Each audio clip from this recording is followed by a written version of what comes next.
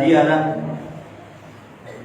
wa asyhadu an la ilaha illallah wahdahu la syarikalah wa asyhadu anna Muhammadan abduhu wa rasuluh. Allahumma shalli ala Muhammad wa ala ali Muhammad. Ya ayyuhalladzina amanu taqullaha haqqa tuqatih wa la tamutunna illa wa antum muslimun. Ya ayyuhan nasu taqu rabbakumul ladzi khalaqakum min nafsin wahidah wa khalaqa minha zawjaha wa batha minhuma rijalan katsiran wa nisaa'a wa taqullaha alladzi tasaaluna bihi wal arham innallaha kana 'alaikum raqiba. Ya ayyuhalladzina amanu taqullaha wa qulu qawlan sadida yusri lakum a'malakum wa yaghfir lakum dhunubakum wa may yuti'illaha wa rasulahu faqad faza fawzan 'azima. Amma ba'd, fa inna ashdaqal haditsi kitabullah wa khairal hadi hadi Muhammadin sallallahu alaihi wasallam wa syarrul umuri muhdatsatuha fa inna kulla muhdatsatin bid'ah wa kulla bid'atin dhalalah wa kulla dhalalatin finnar. Allah manfa'na bima 'allamtana wa 'alimna ma yanfa'una wa zidna ilma. Ma'asyiral muslimin rahimani wa rahimakumullah. Melanjutkan pembacaan Al-Arba'un Al-Aqdiyah karya Syekh Abu Abdurrahman Aiman Ismail hafizallahu ta'ala. Masih pada hadis yang ke-9. Hadis yang ke-10. Laknat Allah kepada orang Yahudi dan Nasara ketika mereka menjadikan kubur para nabi sebagai masjid. Masuk dalam permasalahan yang keempat, hukmul masajidil lati buniyat alal kubur. Kata Syekh, hukum masjid-masjid yang dibangun di atas kubur.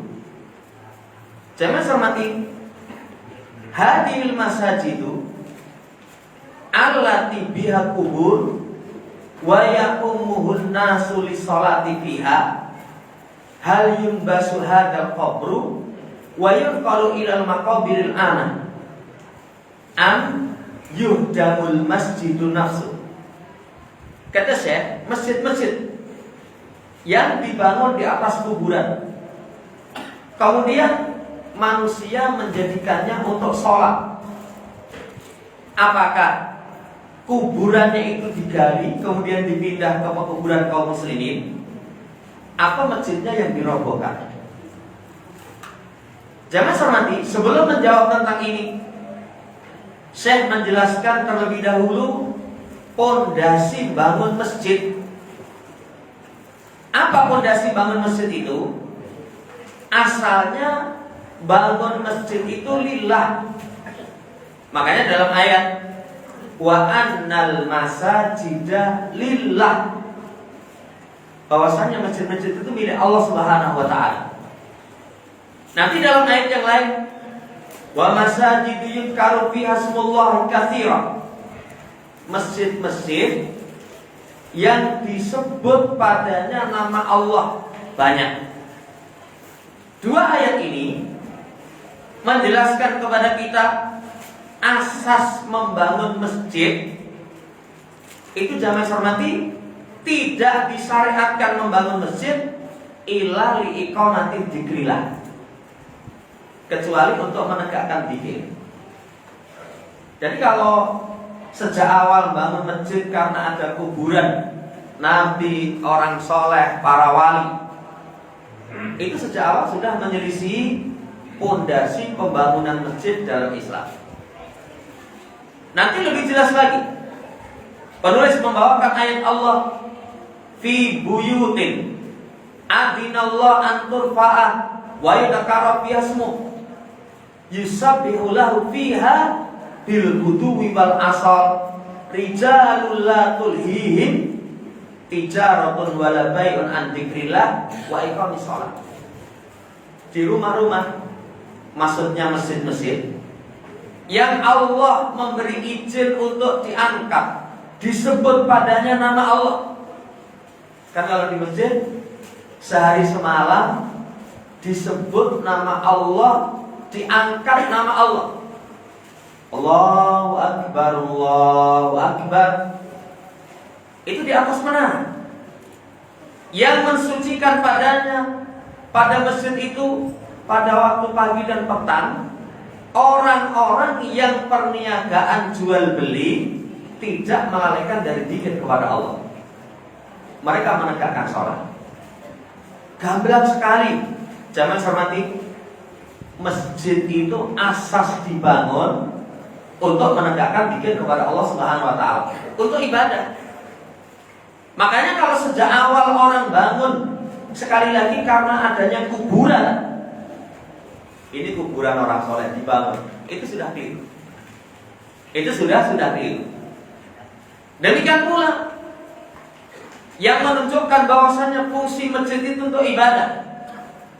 Dalam hadis Anas ibn Malik, ketika Rasul Shallallahu Alaihi Wasallam qa'idan fil masjid, sedang duduk di masjid, para sahabat membersamai beliau. Kemudian ja'a A'rabi, datang seorang A'rabi. A'rabi itu orang Arab yang tinggal di pegunungan, yang biasanya dari sisi adab kurang. Kalau bahasa kita cedak watu adoh ratu. Jadi adabnya kurang. Begitu masuk masjid kencing. Masuk masjid itu langsung kencing. Para sahabat kecemburuannya kepada kemungkaran langsung dihati. Mama, jangan kencing di situ. Rasul Shallallahu Alaihi Wasallam beliau mengatakan la tuzrimuhu da'uhu. Kata Rasul, jangan kau putus bensin ben ramose, biarkan dulu. Tsumma da'ahu faqala lahu. Kemudian beliau memanggil A'rabi itu, kemudian berkata kepada A'rabi itu, inna hadhil masajida la tasluhu li syai'in minal qadar wal baul wal khala. Kata Rasul, sesungguhnya masjid ini enggak layak.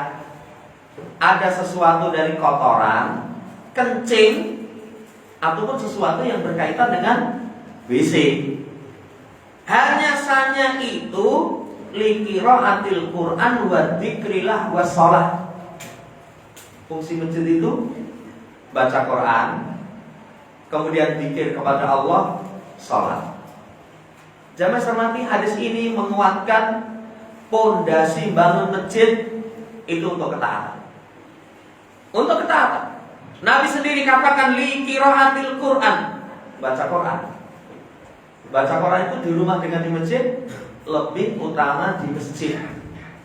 Makanya ada hadis wa majtama'a qaumun fi baitin min buyutillah yatsluna kitaballah wa yatadarasunahu bainahum illa nuzilat alaihim sakinah wa ghashiyatuhum rahmah wa hafathumul malaikah wa dzakarallahu fi man indah. Tidaklah satu kaum berkumpul di rumah-rumah Allah membaca Quran, mempelajari di antara mereka, kecuali turun ketenangan, dikelilingi dengan rahmat Allah, diliputi para malaikat. Allah banggakan di hadapan para malaikat di atas langit. Jamaah hormati, Nabi terangkan fungsi masjid liqiraatil Quran, zikir kepada Allah, sholat. Pelajaran tambahannya, masjid nggak boleh dipakai untuk kotor, nggak boleh dipakai untuk sesuatu yang bersifat kotor. Makanya kata Syekh ta'annal, coba perhatikan, idza kanatil masajidu la tasluhu lil qadari wa najazil hissi.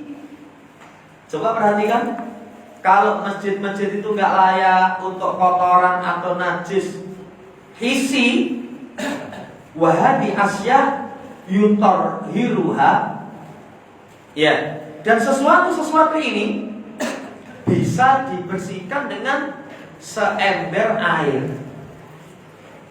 Kalau najis yang hisi, najis yang bisa dilihat, bisa diperhatikan, itu cukup seember air.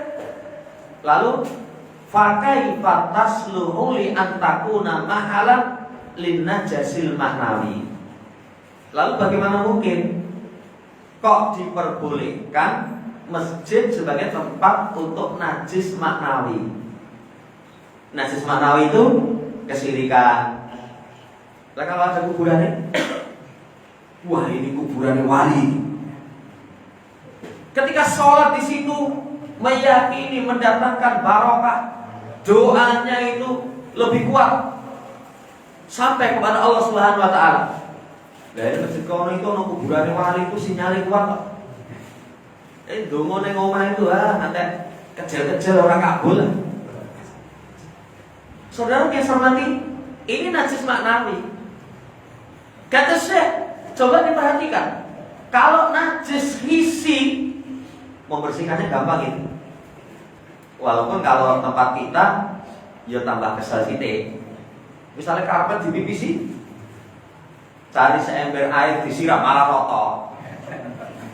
Tapi kalau zaman Nabi kan lantainya pasir dan kerikil. Begitu ada kencing, Nabi minta seember air disiram, wis gresep hilang. Tapi zaman sekarang nanti masih mudah menghilangkan.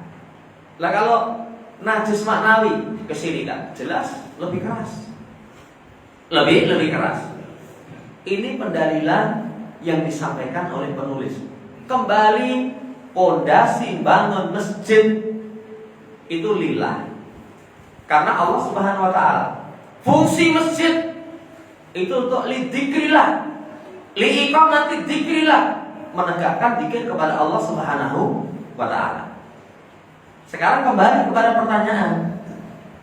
Kalau ada masjid yang buniyat alal kubur, dibangun di atas kubur, bagaimana itu?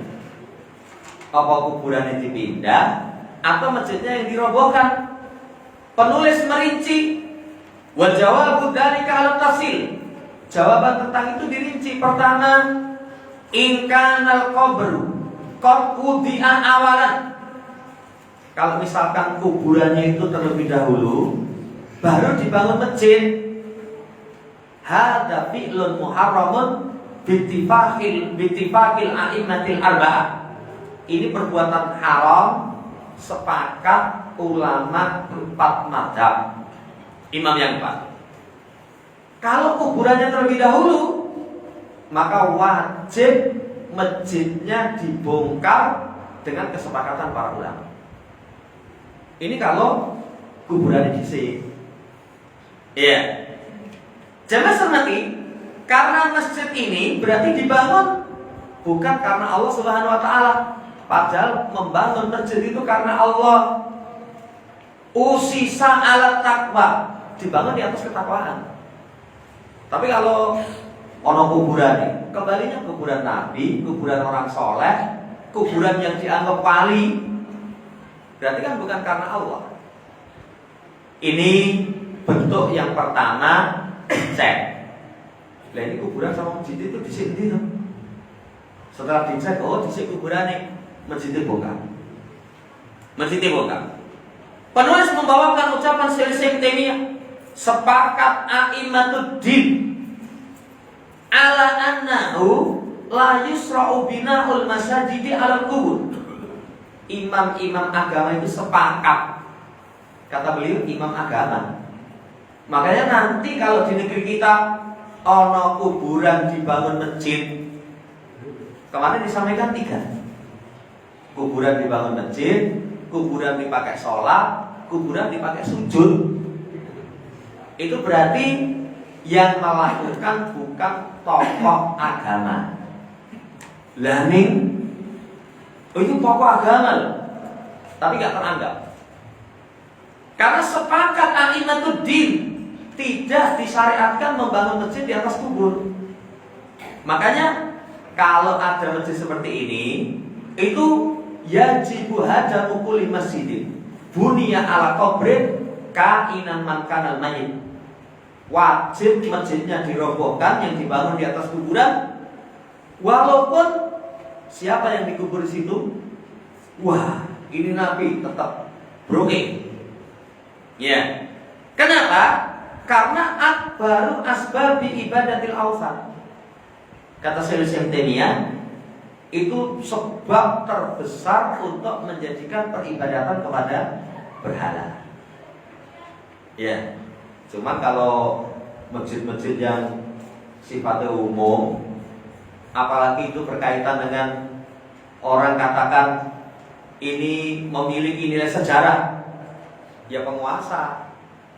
Tapi kalau misalkan di kampung kita ada masjid, di dalamnya ada kuburan, ya sudah sepakat misalkan ini duluan kuburannya itu, masjidnya bukan, sepakat yang bangun. Ini ucapan Syekh Taimiyah. Kemudian beliau juga mengatakan, laisa li ahadin an yusalliya fil masajidil lati buniyat 'alal kubur. Enggak boleh seorang pun sholat di masjid-masjid yang dibangun di atas kuburan, walaupun tidak berniat sholat di sisinya. Ya, saudara yang saya hormati, karena ini menyerupai orang musyrik sebagai bentuk penjagaan wasilah yang mengantarkan kepada kesyirikan. Ini penjelasan dari Syekh Taimiyah.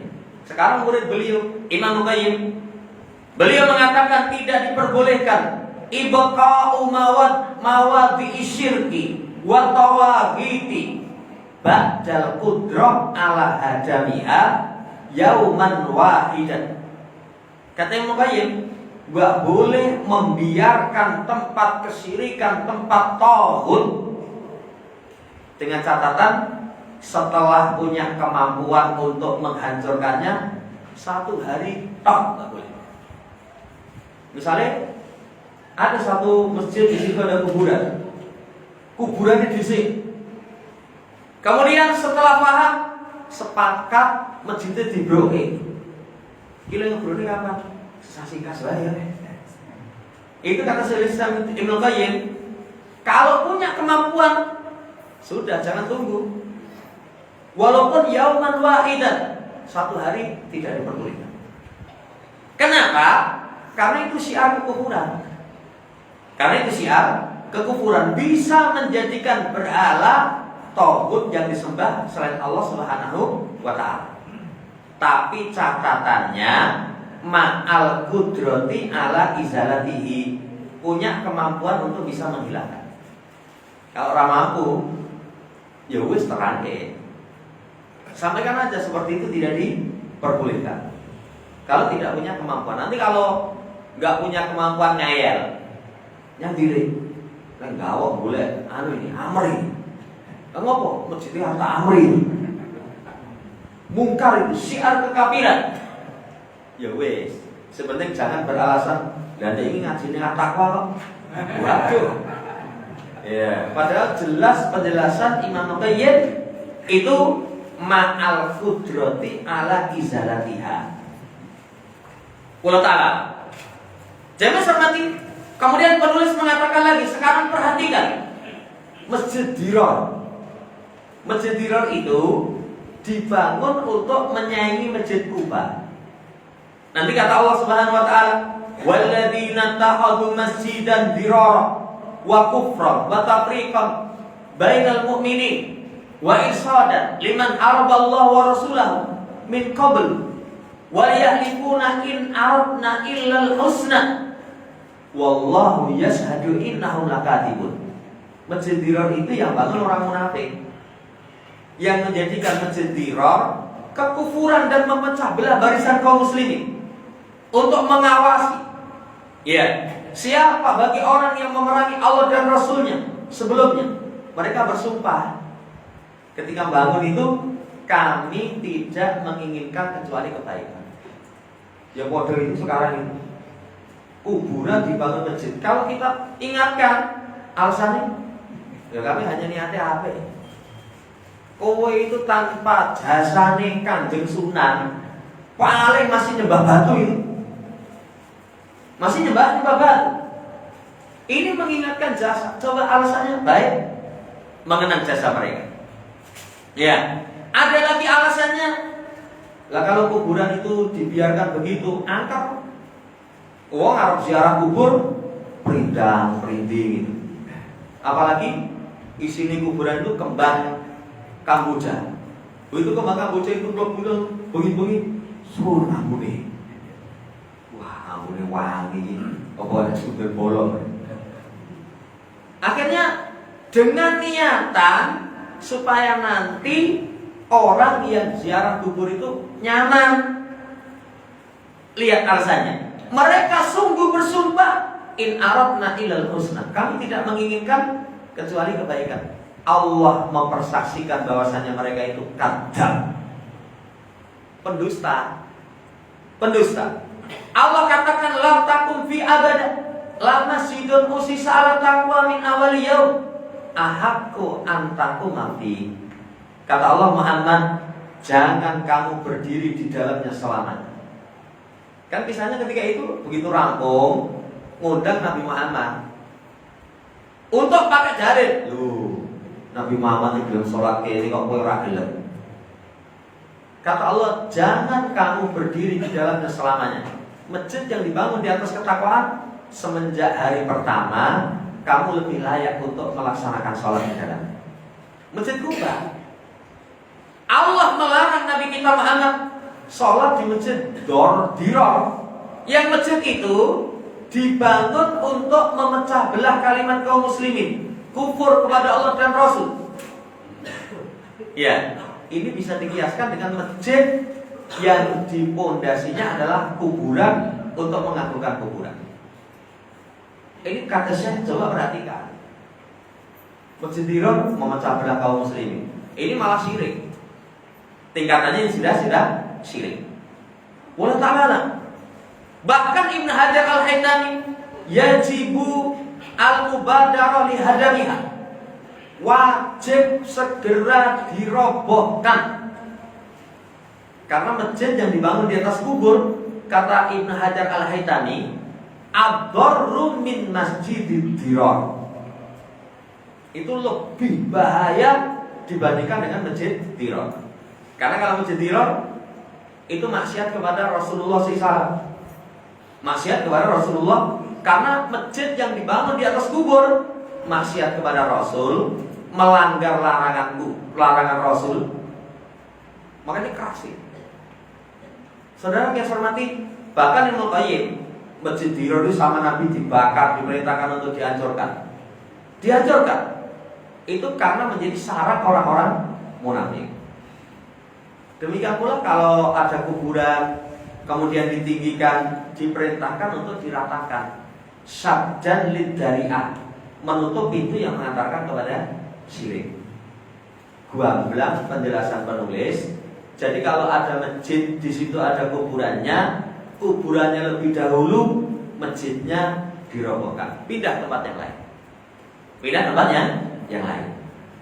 Bentuk yang kedua, Anjubnal masjidu awalan fi mahalatin mah. Masjidnya dibangun lebih dahulu. Baru setelah itu didatangkan orang dikubur di situ. Apa ada? Ada itu ada. Saya pernah di daerah mana itu mampir di satu masjid di pinggir jalan api. Ternyata di masjid itu dikubur orang mati. Saya tahunya selesai sholat baru takok-takok lagi. Sinten masih dikubur di situ. Itu dulu yang wakaf tanah sak bangunane. Wah, ini wong sugih Mas. Jamaah hormati, kalau seperti itu kuburan dimasukkan ke dalam masjid, la budda min nafsil qabr. Wajib kuburannya digali, kemudian dipindah ke kuburan kaum muslimin. Karena masjid bukan tempat untuk kubur. Masjid tadi sudah disampaikan untuk menegakkan sholat, zikir, disebut nama Allah Subhanahu wa Ta'ala. Ini kondisi yang kedua. Makanya nanti kalau diketahui masjid ini, saya menjadi saksi. Itu masjid itu 50 tahun, baru setelah itu ya dianggap tokoh di situ, sing babat alas, mati dikubur di situ, bongkar pindah ke pekuburan kaum muslimin. Sama Imam Ahmad dan selainnya itu tidak akan terkumpul dalam agama Islam masjid dengan kuburan. Nggak akan berkumpul. Ini Imam Ahmad dan juga selainnya. Nggak mungkin kumpul. Lawang masjid kemudian kumpul dengan pasar, itu kan ada pembahasan kan? Kan ada masjid kumpul dengan pasar itu ngisore nggo bakulan, dhuwure nggo masjid. Ya itu seingat saya dulu pernah ditanyakan ke beliau, Ustaz Dzulkarnain itu mengumpulkan tempat yang terbaik dengan tempat yang terburuk. Pasar itu tempat terburuk, masjid itu tempat terbaik. Apalagi ini masjid dengan kuburan, nggak mungkin terkumpul ini. Ini kata Imam Ahmad rahimahullah. Ya. Demikian pula Syekh Taimiyah, nggak boleh mengubur mayat di masjid. Kalau masjid itu lebih dahulu, berarti kuburannya dipindah. Tapi kalau kuburannya terlebih dahulu, tadi panjang lebar sudah disampaikan. Selesai rincian yang disampaikan oleh penulis berkaitan dengan hukum masjid yang ada kuburannya. Kemudian setelah itu masalah yang kelima, ma hukmus sholati fil masajidil lati fiha kubur. Apa hukum sholat di masjid yang di dalamnya itu ada kuburan? Pembahasan pertama, idza kana dzalika bi qasdi tabaruki bil qabr. Kalau maksudnya sholat di situ mencari keberkahan dengan kuburan, dengan penghuni kubur, sepakat ulama melarang. Jadi kalau niatannya jamaah salati golek berkah, saya Jumatan neng masjid sana. Lo kenapa? Di sana itu dikubur misalkan sunan. Saya Jumatan nanti ya di masjid sana. Di sana itu ada kuburan wali. Barokah. Itu sepakat para ulama tidak diperbolehkan sholat di samping kuburan dengan maksud tabarok. Apalagi punya keyakinan fadilatus sholat fi masjidin bihi qabrun an ghairihi. Apalagi kalau punya keyakinan sholat di masjid yang ada kuburannya kiai ini atau yang ini itu lebih utama. Ayo ning takwa apa takwa? Ya, orang kuburannya soleh no, orang soleh no. Ning donga yo ngejen terus pantesan. Jamaah hormati, seperti ini terlarang. Seperti ini tidak diperbolehkan. Iya. Wallahu ta'ala. Bahkan nanti kalau ulama yang lain, Syekh Taimiyah itu keras. Inna qasdas shalat au inda masjidin bunya ala qabrin au mashhadin au ghairi dzalik. Amrun masru'un bihaitsu yustahabu dzalika wa yakunu afdal minas sholati fil masjidil ladzi la qabru fihi faqat ma raqa minad din wa alafa ijma'al muslimin. Keras itu kata beliau. Siapa yang bermaksud sholat di samping salah satu kuburan, jarang, atau di masjid yang dibangun di atas kuburan, atau masyhad, prasasti yang di situ ada kuburannya, dengan keyakinan ini disyariatkan, disunahkan, bahkan lebih utama dibandingkan dengan sholat di masjid yang tidak ada kuburan.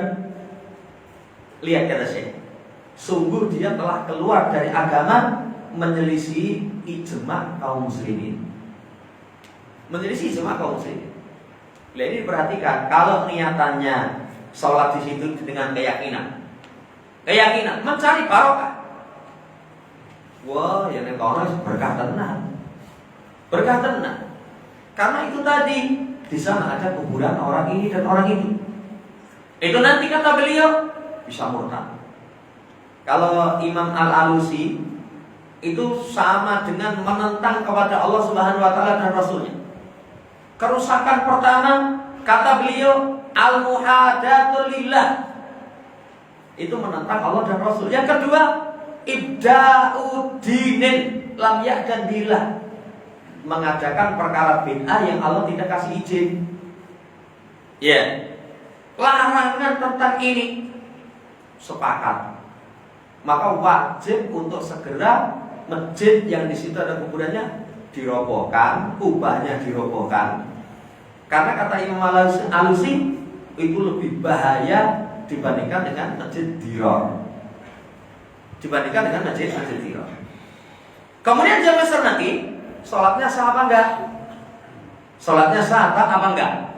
Sholatnya batal kalau niatannya mencari keberkahan. Jadi kalau niatannya sholat di situ lebih barokah, sholatnya batal. Ini yang kuat di kalangan pendapat para ulama, sebagaimana mazhab Hanabilah. Wallahu ta'ala, ini rincian yang pertama. Jadi kalau sholat di masjid ada kuburan, niatnya tabaruk, bahaya. Itu bisa keluar dari Islam. Ya, diyakini lebih utama, apalagi lebih afdol. Itu bisa mengantarkan keluar dari Islam, sholatnya batal. Tapi kalau niatnya itu Allah yaksuda tabaruka bil qabr, dia tidak bermaksud untuk mencari keberkahan dengan kuburan itu. Nanti ada dua pendapat. Pertama, itu haram sholat di kuburan secara mutlak. Sholatnya batil. Ini pendapatnya yang pertama. Nanti Syekh Taimiyah, tukrahu sholatu fil masajidi al mabniyati al kubur min ghairi khilafin a'lamuhu. Dibenci sholat di masjid yang dibangun di atas kuburan, itu tidak ada silap pendapat di kalangan ulama. Yang saya ketahui tidak sah di sisi kami, ya, itu sholat seperti itu. Ini wallahu ta'ala kata beliau. Makanya termasuk nanti Imam Ahmad, siapa yang sholat di kuburan atau sholat menghadap kubur, ada abadan juga. Pendapat yang pertama. Jadi nggak niat untuk tabarruk, hanya sekedar ya wes sholat mau cedak situ.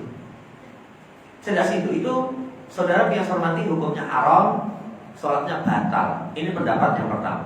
Pendapat yang kedua, mayoritas para ahli ilmu itu sholatnya sah di masjid yang di situ ada kuburan, tapi dibenci.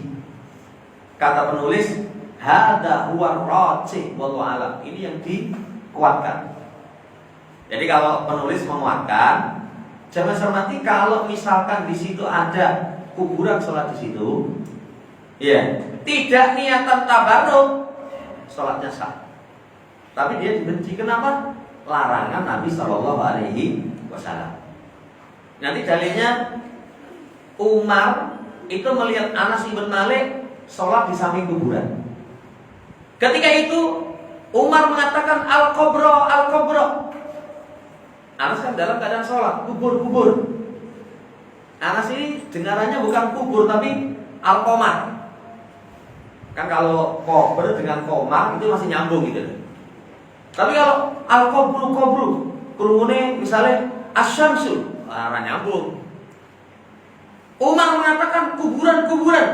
Anas mendengarnya bulan. Maka kata Anas, faja'altu arfa'u ra'si ila sama. Jadi malah belok dhuwur, dikirane nang bulan. Ya, aku kira Umar mengingatkan tentang bulan. Kemudian kata Umar, inna ma'akul qabr. Aku tadi ngomong kubur, jangan sholat ke situ. Jangan sholat ke situ. Imam Bukhari mengatakan walam ya'muru bil i'adah. Umar tidak memerintahkan Anas untuk mengulangi sholat. Berarti menunjukkan sholat di samping kubur, apalagi tidak tahu, tetap sah.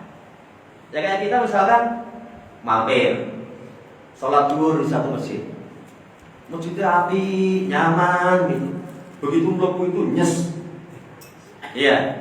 Neng Joko ono tulisannya, silakan kopi, nasi padang juga tersedia. Yang kesel turu ya oleh. Bareng rampung sholat ngopi madang. Loh, nanti mama itu apa? Kuburan. Apakah sholatnya diulangi? Ini sholatnya tetap sah. Sebagaimana kisahnya Anas ketika sholat di samping kubur. Wallahu ta'ala alam, jamaah sekalian ini berkaitan tentang masjid yang di situ ada kuburan. Sekarang pembahasannya, mana sih batasan masjid? Batasan masjid ini bangunan utama. Di luar bangunan utama itu nanti area masjid. Makanya kalau kuburannya itu di dalam masjid, jelas yang tersebut di dalam pembahasan itu terlarang. Tapi kalau kuburannya itu di depan masjid, ini masjid, depannya kuburan, sebagian ulama satu dinding diperbolehkan. Tapi sebagian ulama dinding masjid, jalan umum, dinding kuburan. Itu demi menjaga kehati-hatian. Kalau misalkan kuburannya itu jangan hormati di area masjid. Kalau di area masjid, ya itu sebagian mengatakan tetap tidak diperbolehkan sholat di area masjid. Tapi sebagian mengatakan kalau di area tidak di depan, itu berarti ya beda. Karena kalau kamar mandi itu dimasukkan masjid, berarti itu dosa gede. Bisa masjid, wah nggak boleh. Wallahu ta'ala. Tapi kalau masjid itu di area pekuburan, jadi orang mau masuk ke masjid itu lewat kuburan dulu, itu nggak diperbolehkan. Tidak diperbolehkan, masjidnya dibongkar. Wallahu ta'ala alam, ini sepengetahuan kami berkaitan dengan rincian para ulama masjid yang di situ ada kuburan. Masalahnya keenam, subuhat yang membolehkan bangun masjid di atas kuburan. Ingat, semua perilaku ahli bid'ah itu mesti mereka mendatangkan subuhat. Subuhat itu biasanya satu, bawa ayat, bawa hadis, hadisnya sahih tapi keliru memahami. Yang kedua, bawa hadis yang lemah. Yang ketiga, ipen. Itu lihat nanti perilaku ahli bid'ah itu pertimbangannya seperti itu, bawa dalil tapi tidak pada tempatnya, atau dalil yang lemah, atau kalau enggak perasaan, akal, iman. Sekarang subuhan yang membolehkan bangun masjid di atas kuburan, kisahnya Ashabul Kahfi. Disebutkan di surat Al-Kahfi ayat 321, "Id yatanaza'una bainahum amrahum faqalu banu alaihim bunyana rabbuhum a'lamu bihim qala alladziina ghalabu ala amrihim lanaftahidanna alaihim masjidan." Ketika di antara mereka itu terjadi perselisihan berkaitan dengan urusan Ashabul Kahfi, gua yang Allah tidurkan sekian ratus tahun ini. Mereka mengatakan, kita bangun bangunan. Tuhan kalian lebih tahu terhadap mereka. Orang yang memiliki kuasa atas urusan mereka, enggak, kita akan jadikan di atas mereka itu masjid. Di atas kuburannya itu dibangun masjid. Ini dalil mereka. Ya nanti kalau diingatkan, lo ayat aja Ashabul Kahfi mau dibangun masjid di atas kuburannya. Apa jawabannya? Pertama, Allah hanya mengatakan alladzina ghalabu ala amrihim, orang-orang yang berkuasa. Allah tidak memuji perbuatan mereka. Allah tidak memuji perbuatan mereka. Hanya Allah katakan orang-orang yang berkuasa. Biasanya kalau orang berkuasa nggak paham syariat, pokoknya saya punya program, pokoknya. Apalagi program kuburan dibangun masjid itu memiliki nilai cuan. Cuan ngopo? Saudara yang hormati, ini subhat mereka, maka bantahannya lu sisi mana pembolehannya? Lawang Nabi Allah Subhanahu wa taala hanya mengatakan orang-orang yang memiliki kekuasaan, memiliki kemampuan urusan itu. Iya, Allah Ta'ala. Apalagi nanti kalau misalkan syariat membolehkan, ya nanti nggak mungkin melaknat Yahudi Nasara. Nah ini menunjukkan bangun kuburan dibangun masjid itu sudah semenjak dahulu lam yakun jaizan. Kata Ibnu Rajab, semenjak dahulu sudah nggak boleh.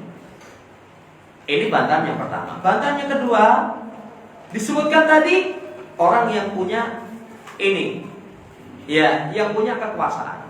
Jadi bukan disebutkan sebagai orang yang soleh. Ya.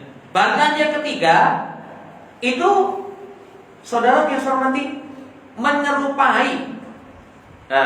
Bantahan yang ketiga selain menyerupai perilaku Yahudi Nasara, itu ayatnya kan kembalikan kepada ayat yang jelas. Nanti ayat ada mutasyabih, ada muhkamat. Ayat yang muhkamat itu menjelaskan tidak diperbolehkan. Seperti tadi disampaikan panjang lebar tentang istidiro dan yang semisalnya. Ini subhat yang pertama. Jadi sudah terbantahkan sisi mana pendalilannya. Bahkan nas syariat kita tidak memperbolehkan. Subhat yang kedua, kata Syekh, a'dhamul masajid ba'dal masjidil haram. Masjid yang paling agung setelah Masjid Haram, Masjid Nabawi. Lu itu ada kubur Nabi SAW. Ini saya pernah sendiri mendengar. Jadi pertanyaannya gini, lah kok sholat nang masjid sono kuburan ora oleh? Apa kowe wis tahu nang Makkah? Lah itu masjid Nabi ono kuburan Nabi kan. Iya, waktu itu saya guru menang, iya orang tahu ngerti. Iya, jangan cermati, tapi terbantah dengan tiga sisi. Satu, secara tarihi. Secara tarihi itu, ketika Rasulullah SAW wafat, itu dalam riwayat Aisyah. Iya, kaum muslimin ketika itu sepeninggal Nabi kan ada dua perselisihan. Satu, siapa pengganti Rasul. Satunya Nabi dikubur di mana.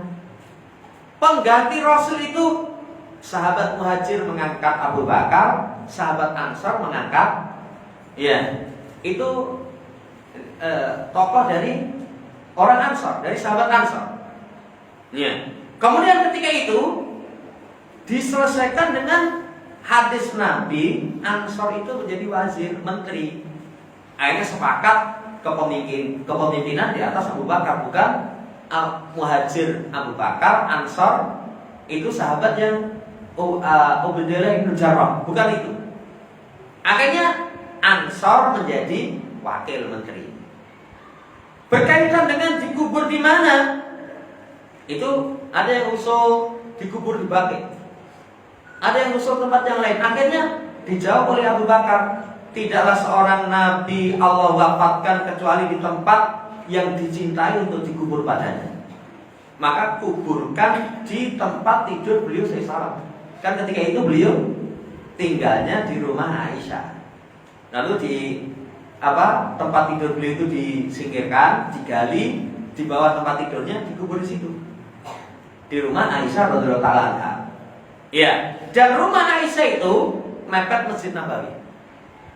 Makanya kalau sekarang antara taman dari Taman Jannah itu Raudhah itu dengan makam Rasul SAW mepet.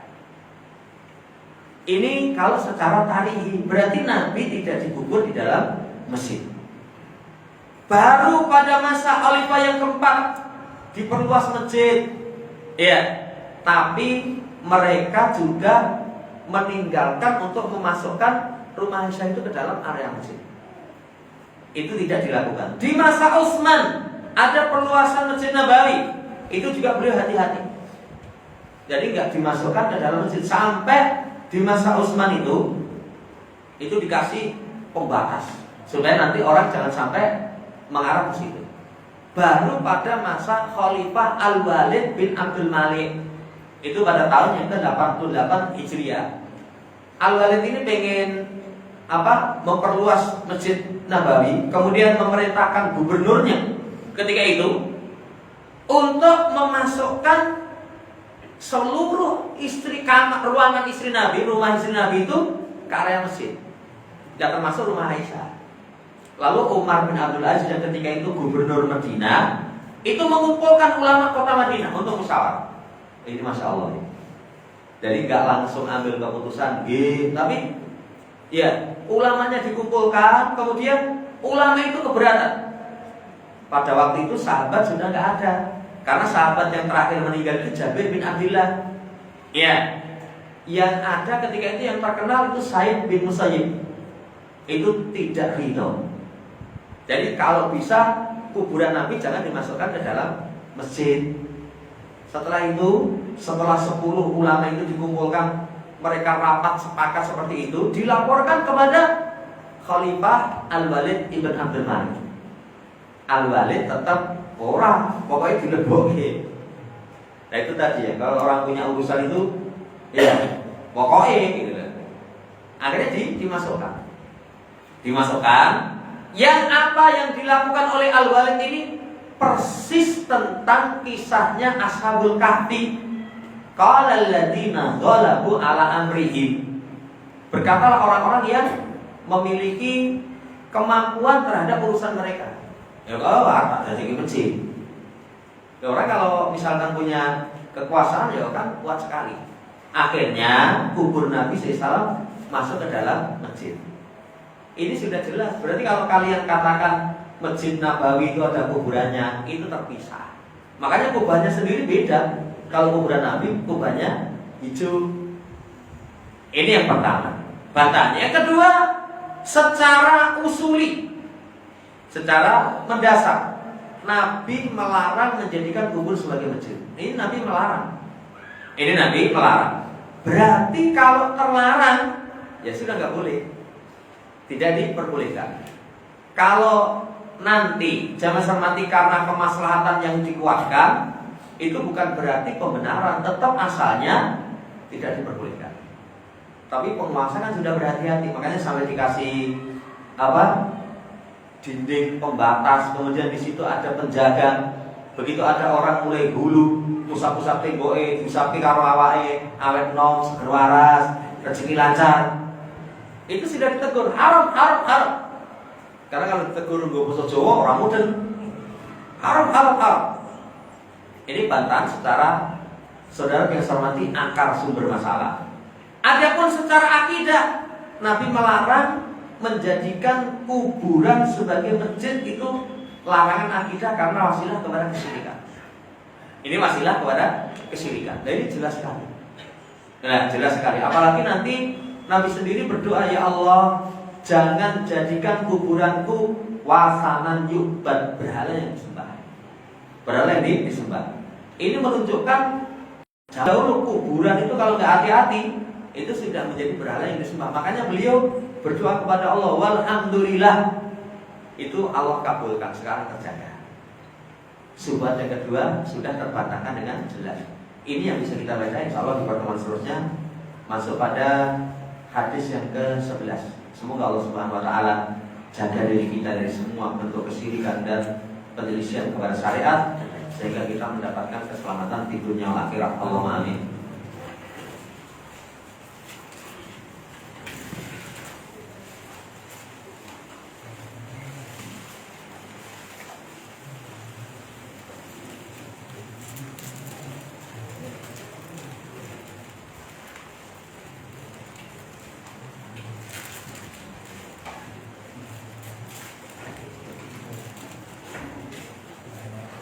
Hukum sholat di masjid yang di dalamnya ada kuburan di depan imam.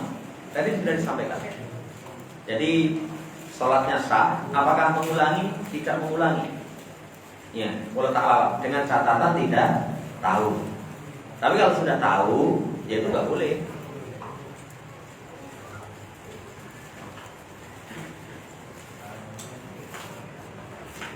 Sholat di hotel di tanah haram, apakah sama dengan Masjidil Haram? Sepengetahuan kami kalau di tanah haram sama. Tapi kalau kemudian orang bergampangan meninggalkan ke masjid, yaitu tentunya ada pembahasan. Tapi kalau sholat di tanah haram, sepengetahuan kami, Allah Ta'ala sama.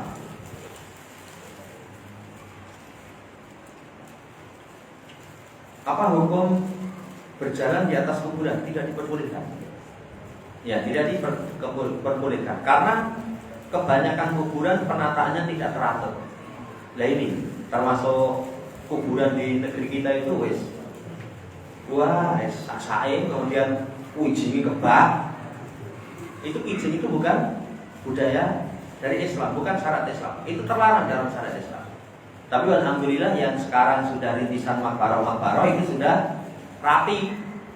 Sudah rapi. Wong kadang begitu selesai dipakai kubur, sampai kanan kirinya apa? Setelahnya sudah dipersiapkan dua. Sudah dua. Jadi sudah ada. Makanya kalau ada meninggal kapanpun itu disegerakan masih bisa. Allah Ta'ala.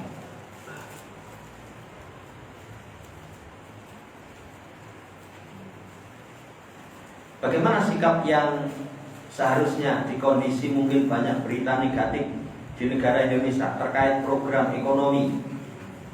Ya, selayaknya mendoakan para pemimpin. Saya menghormati guru-guru kita itu kasih nasihat, ngopo ngurusi ngono. Itu mereka yang punya wewenang. Urusi diri kita sendiri. Urusi diri kita sendiri. Nanti berikan haknya mereka, hak kita minta kepada Allah Subhanahu wa ta'ala. Kadang kalau kita mikir, malah ilmu itu. Ya. Saya kemarin itu ada sekolah itu ditawari MBG. Tompo orang.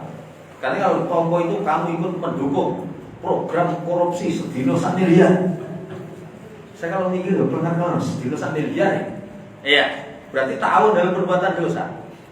Saya sampaikan, kuwi programnya pemerintah wis ditompo wae. Muga-muga nanti anak-anak kita itu lemu-lemu gitu. Kenapa? Karena dikasih makan bergizi. Ojo guyu, dong sing teh. Jangan dipoto, pokoknya bergizi gitu aja. Ya. Itu saya keumumannya seperti itu. Selama programnya itu dari mereka, itu ya sudah diterima aja. Yang penting bukan program yang haram. Allah Ta'ala. Jadi jangan sibuk dengan urusan yang seperti itu. Ya, wis pokoknya mikir urusan diri aja ya. Ini berkaitan dengan kebaikan kita. Kalau mendoakan jelas kepada pemimpin selama mereka masih muslim, doakan kebaikan, hormati, jangan ikut menyebarkan. Lalu saya itu kadang heran ada sebagian ikhwan yang ngaji itu, itu saya loh. Dan dia catatan tentang pemerintah itu mulai bikin, mulai dari ijab sah, mulai dari apa itu BBM, wah macam-macam. Terus kiri-kiri itu apa? Tulisannya, siapa bilang politik tidak berpengaruh? Itu mesti sih ditembak, wong salafi gak berpolitik. Itu arahnya ke situ.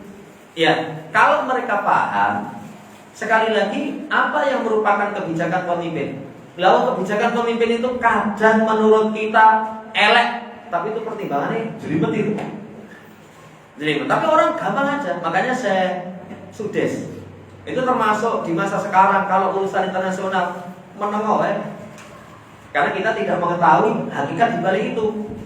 Hakikat di balik itu. Kadang mengambil keputusan itu jadi oleh, tapi kok apa ambil keputusan karena pertimbangan madorotnya paling minim tapi kalau kelas awake dhewe ora tekan. Allah Ta'ala ini hati-hati. Iya.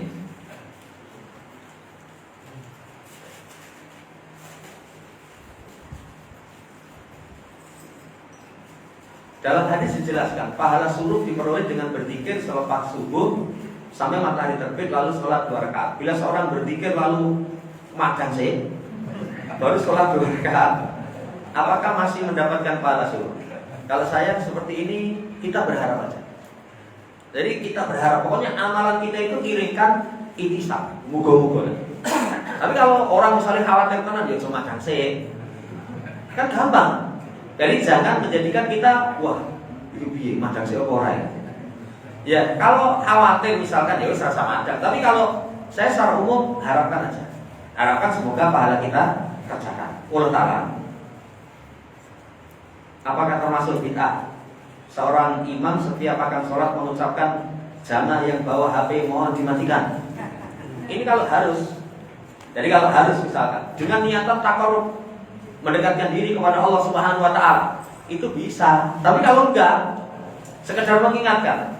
Lah kadang orang sholat membawa HP, HP-nya enggak dimatikan atau enggak didiamkan. Ya. Apalagi nada deringnya itu kadang aneh-aneh. Ya, kadang aneh-aneh. Anu sing surat Al-Fatihah. Akhirnya imamnya minder, wah suaranya kayak mahal. Ya, padahal nada dering surat bacaan Quran itu nggak boleh. Kenapa? Karena bacaan Al-Quran itu untuk direnungkan, diperhatikan. Bukan kalau kita telepon orang suara bacaan Quran, setelah itu kan diputus. Berarti itu bukan tujuan Al-Quran untuk itu, tidak diperbolehkan. Tetapi kalau kadang orang sing omongannya aneh-aneh itu, dari omongannya lucu, cacili atau apa, nanti akhirnya saudara yang hormati mengganggu. Kalau ini dinyatakan takarrub berarti itu terlarang. Makanya orang harus paham tentang definisi bid'ah. Definisi bid'ah itu seseorang meniatkan mendekatkan diri kepada Allah Subhanahu wa taala dengan satu amalan yang tidak disyariatkan oleh Nabi, tapi niatannya takarrub. Niatannya beribadah kepada Allah Subhanahu wa taala. Ya, makanya nanti catatan amal tertolak. Man ahdatsa fi amrina hadza ma laysa minhu. Siapa yang mengadakan fi amrina hadza dalam urusan kami, apa urusan Nabi? Agama. Ma laysa minhu, yang tidak darinya, enggak ada dalil, maka tertolak. Berarti tidak mengadakan urusan agama tanpa dalil. Tapi sekarang ada itu sing ustaz sapa itu, wah, terkenal biar itu mengatakan kalian pakai mie itu bid'ah. Malah itu rambut sampai sikil bid'ah. Teribane kalimat ini didapat dari tokoh sufi kuburi. Ya. Ini saudara yang hormati, hati-hati. Jadi nanti paham tentang apa sesuatu yang menyelisih petunjuk Rasul SAW. Jika anak lahir di luar nikah, jika anak tersebut berdoa ampunan untuk orang tua, apakah sampai doanya kepada ayah atau ayah sambungnya? Kalau asalnya ayah sambung berarti tidak, karena ini khusus kepada orang tuanya, orang tua yang asli. Kalau ayah biologisnya dalam Islam itu diputus. Jadi anak zina itu terputus nasabnya kepada bapak, nasabnya nanti kepada ibu. Makanya termasuk warisan, termasuk menikahkan. Menikahkan itu kalau saya pernah ketemu petugas KUA. Mereka itu misalkan ada anak, jadwal nikah orang tuanya dengan tanggal lahir itu 6 bulanan. Itu keyakinan dari kantor, oh anak ini kutitipkan benih di rahimmu itu. Jadi hamil dulu. Karena kalau 6 bulan katanya nggak mungkin. Tapi kalau 7 bulan ke atas itu masih mungkin. Makanya kalau seperti itu orang tuanya nggak bisa menikahkan. Nanti yang menikahkan wali hakim. Makanya saya termasuk nggak setuju istilah orang nikah siri. Nikah siri itu istilah keliru. Kemudian nanti prakteknya orang nikah siri dulu dinikahkan orang tuanya yang asli, kemudian ada saksinya, tapi ngurus suratnya kalau saksi setelahnya. Padahal itu salah ini. Salah. Kalau sudah halal itu namanya orang laki dan perempuan melek bersama. Itu mesti jarang sih mampu mengendalikan diri, apalagi itu wis dijamnya. Akhirnya ketika hamil itu tadi neng kau akhirnya ini berarti hamil dulu. Saya termasuk nggak suka dengan seperti itu. Dan ini para ulama juga terangkan itu termasuk kebiasaan orang-orang fasik. Nanti salah satu dampaknya kalau sampai punya anak, ya dampaknya seperti itu. Saya pernah itu ada ngisi waliman di mana itu bapaknya orang hijab ya, tidak boleh menjadi walinya. Kenapa? Jadwal kelahiran dengan pengurusan surat itu nggak mungkin. Jadi Pak ya sedih gitu. Masa saya dituduh zina, padahal nggak zina kata dia. Dulu mesti dijawabnya sekaro Pak kemudian setelah itu ben ngurus suratnya lancar nanti bisa digoncengke ana rene gitu. Walaupun Pak ngomong, yo ini kok jogo-jogo lho. Lho Pak ora ngerti kok. Kula taala. Jadi saya ini hati-hati. Jadi kalau anak zina itu nasabnya kepada ibu. Jadi Allah Ta'ala berarti diputus. Tapi kalau sesama kaum muslimin berarti hukumnya mendoakan sama kaum muslimin tetap sampai. Allah Ta'ala. Makanya zina itu keras, merusak nasab, belum lagi kerusakan yang lain. Allah Ta'ala. Terakhir berarti besok tanggal 8 sama Kamisnya tanggal 9. Walaupun mungkin di negeri kita ada, kalau penguasa tanggal 1-nya hari Selasa.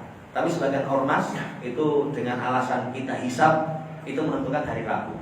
Kalau saya lebih condong mengikuti penguasa, nanti puasa besok berarti tanggal 9 penyelisihan kepada Yahudi Nasara. Kemudian Asyuranya hari Kamis. Ini kesempatan kalau punya kemampuan monggo. Tapi kalau nggak mampu 2 hari, mampunya 1 hari ya boleh. Ya, kalau misalnya mampu nih orang poso, ya boleh karena nggak wajib. Ya, karena puasanya cuma puasa sunnah. Tapi kalau melihat keutamaan iman. Wallahu ta'ala subhanakallahumma rabbana bihamdika asyhadu an la ilaha illa anta astaghfiruka wa atubu ilaik. Assalamualaikum warahmatullahi wabarakatuh.